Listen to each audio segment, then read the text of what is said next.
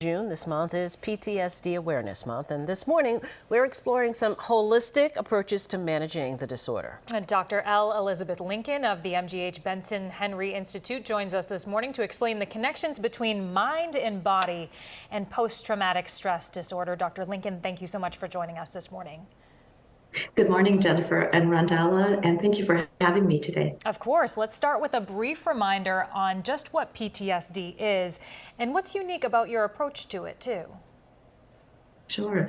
So PTSD is something that may occur after an extreme event, which the individual perceives as a threat to their safety.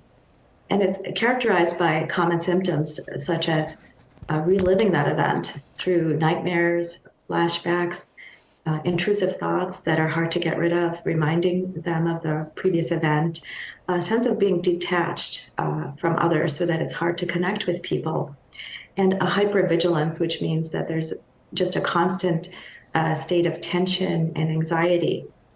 And it can be reactivated or triggered by seemingly minor events which remind the individual of the previous traumatic event.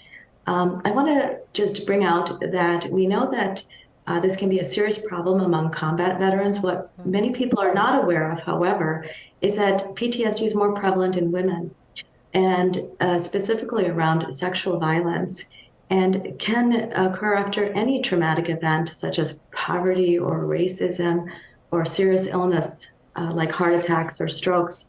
Now, here at the Benson Henry Institute at MGH, we give people practical tools to help manage stress. And PTSD is a form of severe stress. Stress can be thought of as a dysregulation of the brain.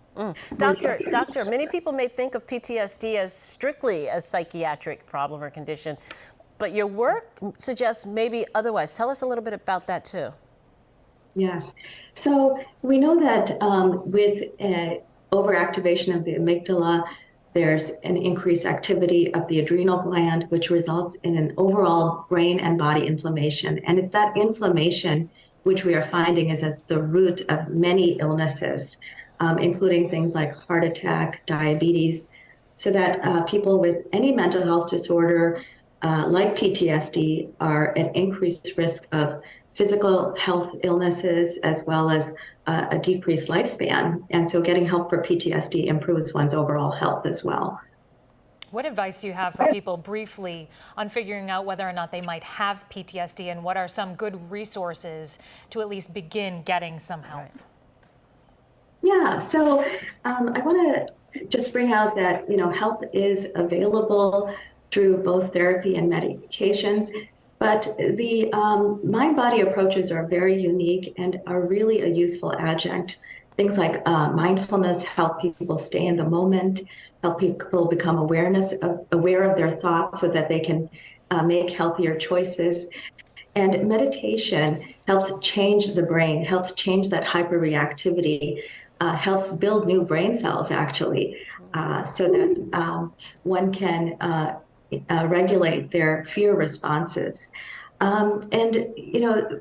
To think about whether one might have PTSD, consider, am I having palpitations, panic attacks during events that might be reminiscent of a prior event?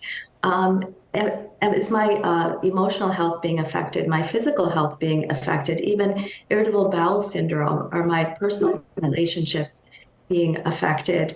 PTSD, again, has very good treatment and can enable one to enjoy living again. Thank you, Dr. L. Elizabeth Lincoln of the Mind-Body Medicine expert with MGH. You've given us a lot to think about. Thanks for joining us this morning.